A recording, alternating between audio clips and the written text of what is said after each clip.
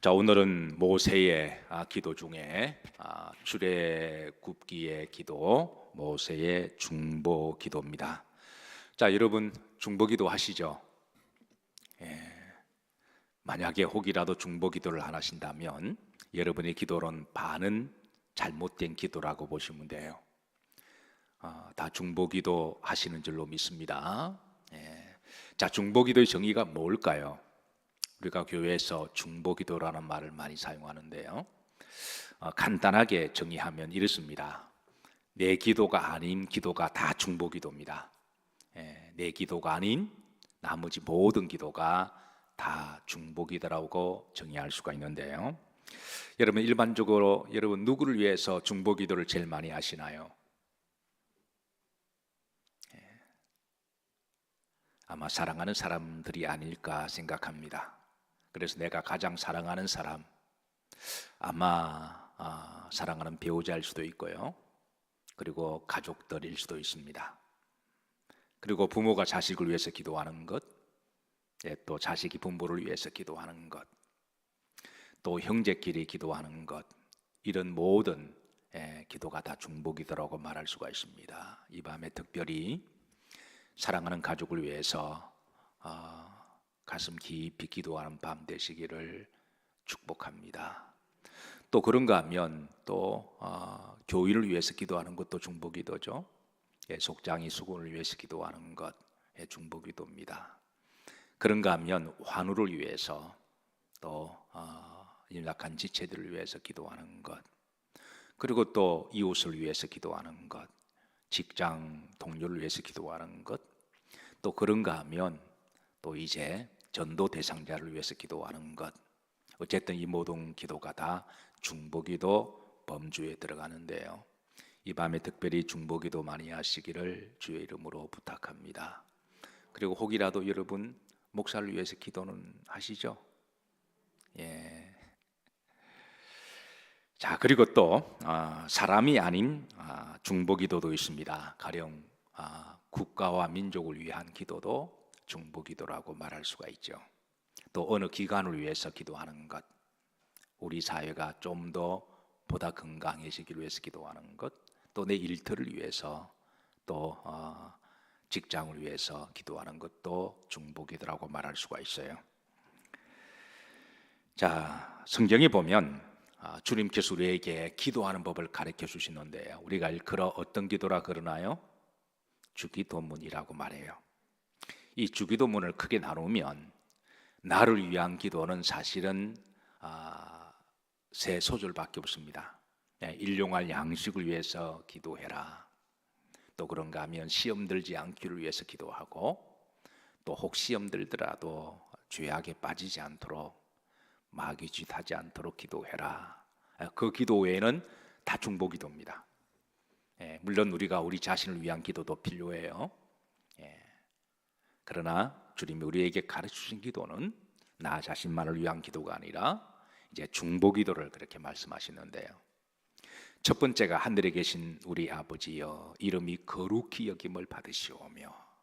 그래서 우리의 기도, 내 기도가 먼저가 아니라 우리는 기도할 때마다 먼저 하나님의 영광을 위하여 기도해야 될 줄로 믿습니다. 하나님의 뜻이 이 땅에 이루어지기를, 중보기도죠.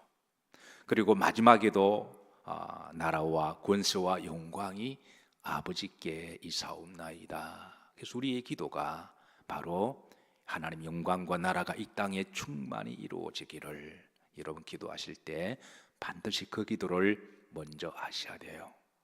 또 그런가 하면 그 다음에 기도가 뭐냐면 이제 우리가 우리의 죄를 용서해 준 것처럼 하나님 나의 죄를 용서해 주옵소서.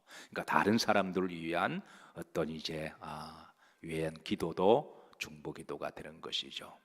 어쨌든 사랑하는 성도 여러분, 기도하실 때마다 여러분의 개인의 기도와 중보기도가 잘 밸런싱을 맞추어서 그렇게 중보기도 하시기를 주의 이름으로 축복합니다. 성경에 보면 많은 믿음의 사람들이 나오고 이 사람들은 다 기도의 사람들이었어요. 그리고 그 기도의 사람들은 대부분 다 그 기도 중에 중보기도가 많았습니다. 아브람 같은 경우도 롯이 소돔과 고모라로 빠져갔을 때에 그 조카 롯을 위해서 얼마나 가슴 졸이며 기도했나요?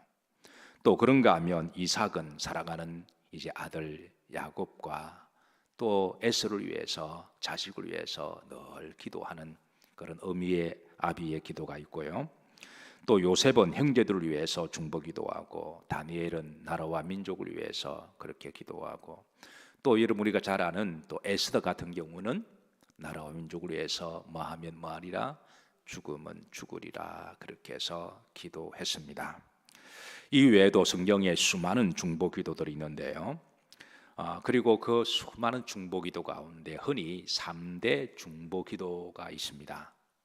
그 3대 중보에 표본되는 기도가 어떤 기도냐면, 첫 번째가 오늘 본문에 나오는 모세의 중보기도입니다. 두 번째는 사도 바울의 중보기도입니다. 그리고 세 번째는 가장 표본이 되시는 중보기도가 누구의 기도일까요? 예수 그리스도의 중보의 기도입니다. 자, 오늘은 모세의 중보기도를 통해서 우리가 기도할 때 중보기도를 어떻게 해야 하는지 그 원리에 대해서 이제 좀 살펴보도록 하고, 또 다음 우리가 사도 바울의 중보기도나 예수님의 중보기도 그 텀이 되면 또 그때 좀 더 애들을 내서 말씀을 좀 나누도록 하겠습니다. 자, 오늘 본문의 배경은 이렇습니다. 모세가 하나님의 부르심을 받고 시내산에 올라갔어요. 그리고 그곳에서 하나님께 그 위대한 십계명의 말씀을 받습니다. 그리고 기쁘고 즐거운 마음으로 이제 시내산에서 내려왔는데요. 그 시내산 아래에서 놀라운 광경을 목격하게 됩니다.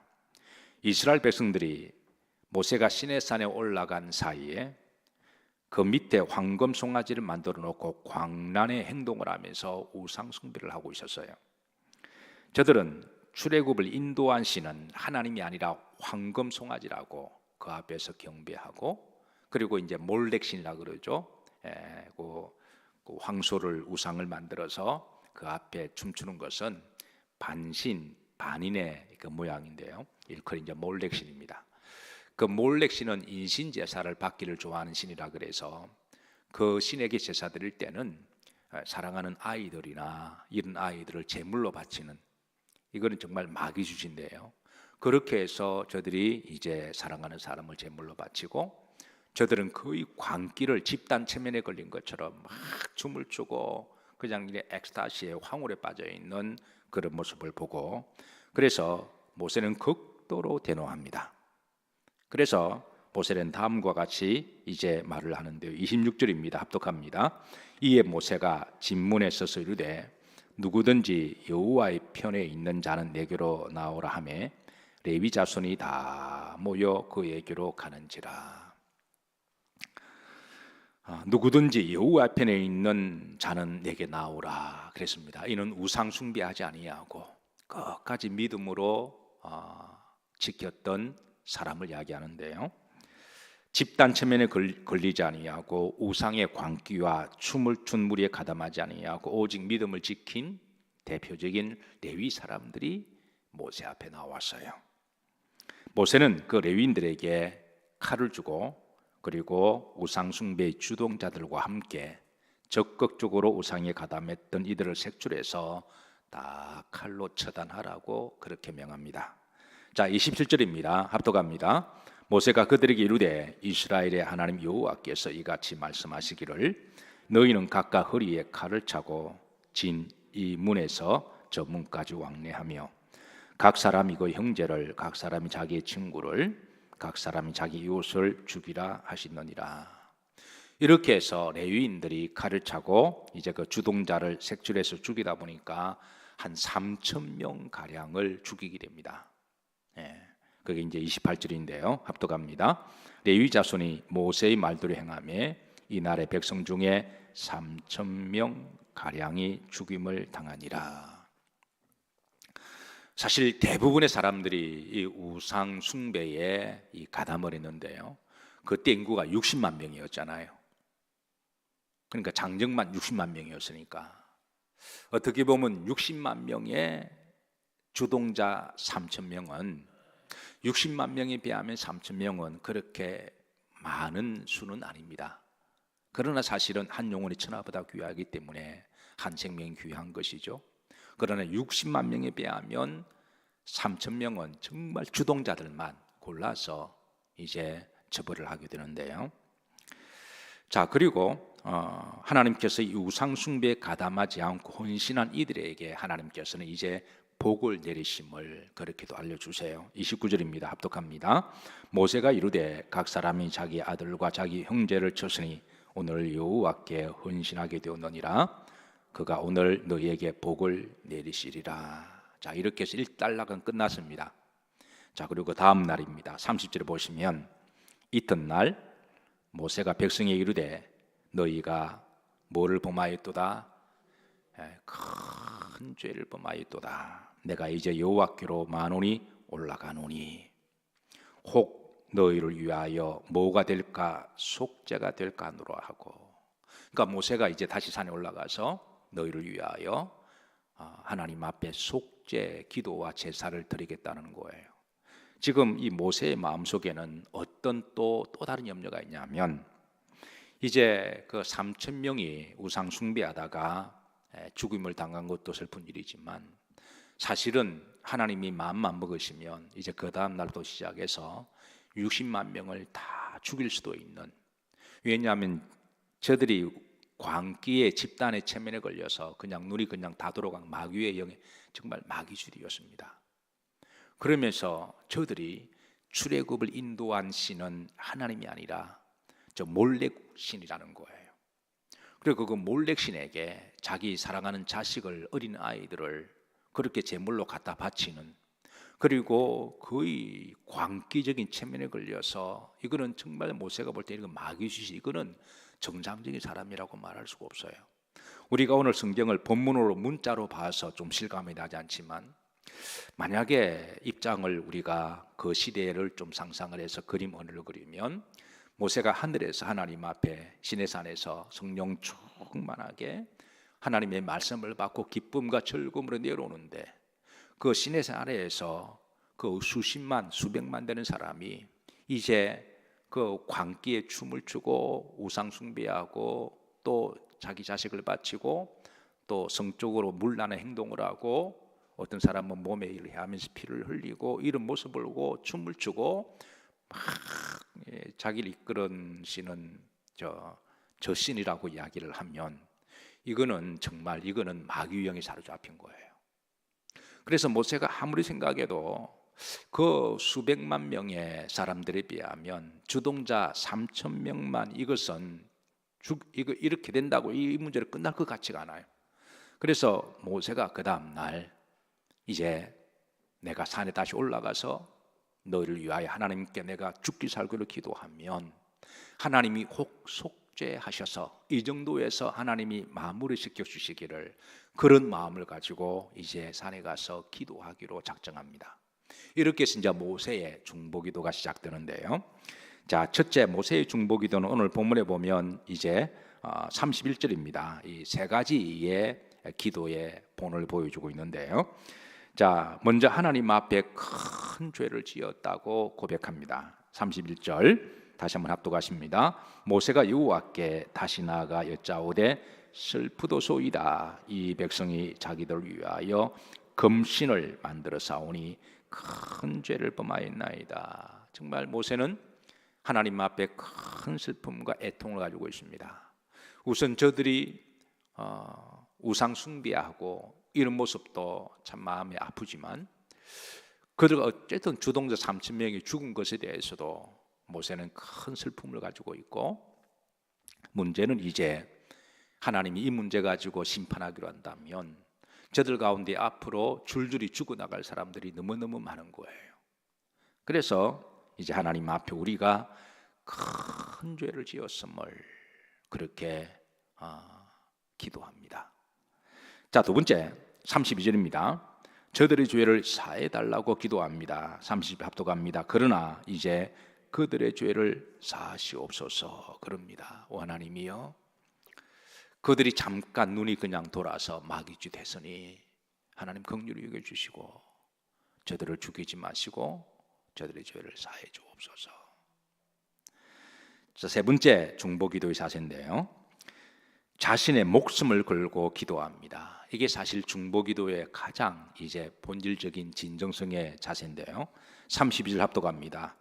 후름질을 보시면 그렇지 아니하시면 원하건대 주께서 기록하신 책에서 내 이름을 지워버려 주옵소서.